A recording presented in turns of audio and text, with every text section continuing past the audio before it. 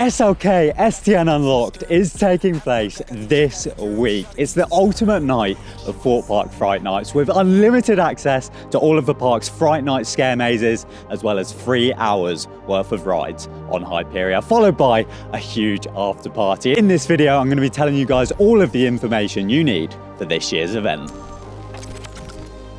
This year, security checks will be opening at 3 p.m. The gates behind me will then open at 4 p.m.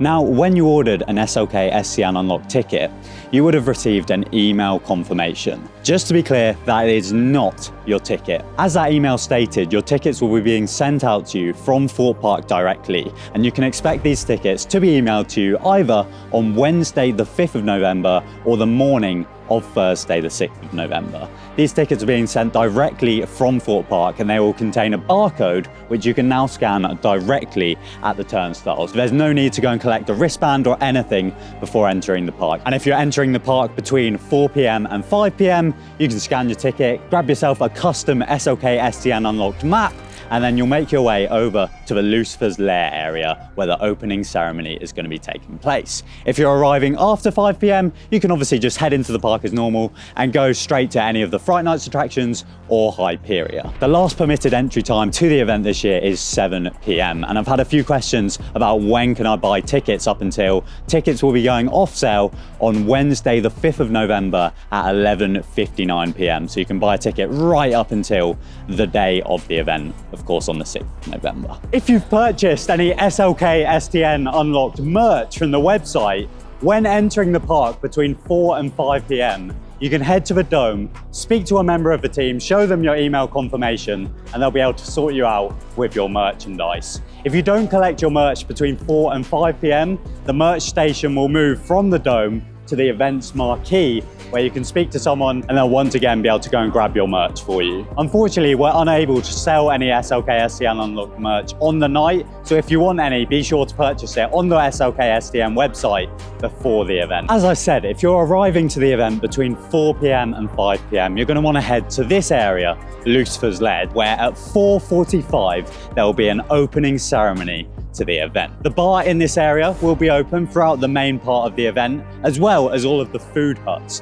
in this area. The other bar on park that will be open during the main event section of the night is located outside of the event's marquees. But yeah, the Lucifer's Lair opening ceremony will be taking place at 4:45 p.m. and once that's finished, the rest of the park is open to go and enjoy. From 5 p.m. right up until 8 p.m, you can head out into the park to go and experience all of the Fright Night shows, scare zones and mazes an unlimited number of times, of course with minimal queues, as well as Hyperia, which is going to be running on 2 trains. Oh my god. Now be sure to tag me in any social stories that you post and tag me in your vlogs when you release them. I want to see your guys' experience. Now the timings for the shows that are taking place on this evening, for example over in Lucifer's Lair, as well as the It's 4D cinema screening, the times for those will be on the SLKSTN Unlocked map, so you can check those and plan ahead. Now it is important to note that queue lines are what close at 8 p.m, so you can very well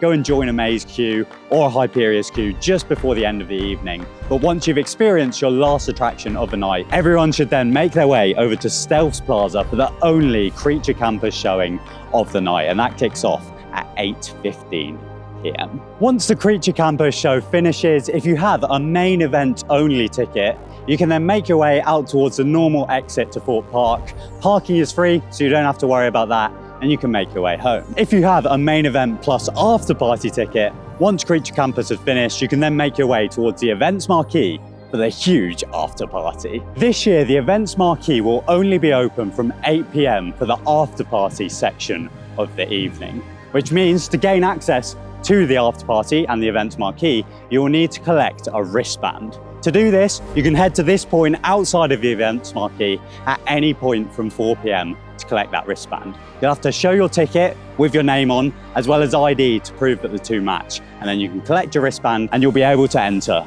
the after party. I'd suggest picking up this wristband earlier rather than later, as I imagine there might be a bit of a queue after the Creature Campus show where people are picking up their wristbands. The events marquee will be open from 8 p.m. right up until midnight. As always, the cloakroom will be open for free, so you can leave any bags and coats in there. And this year I have 3 bars open at the after party, 2 indoors and 1 outdoors. This year, the amazing Tom Bridges is making a return. He's doing a warm-up DJ set from 8:30 to 9:30, which is when Arch Nemesis will then come on for his headline set, playing right up until midnight. One last thing to mention is I've been told the Thorpe Park bus will be running between 3 p.m. and 9:30 p.m.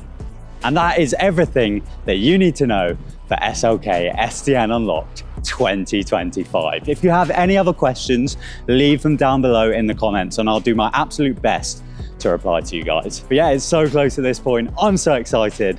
I shall see you all on Thursday at SLKSTN Unlocked 2025.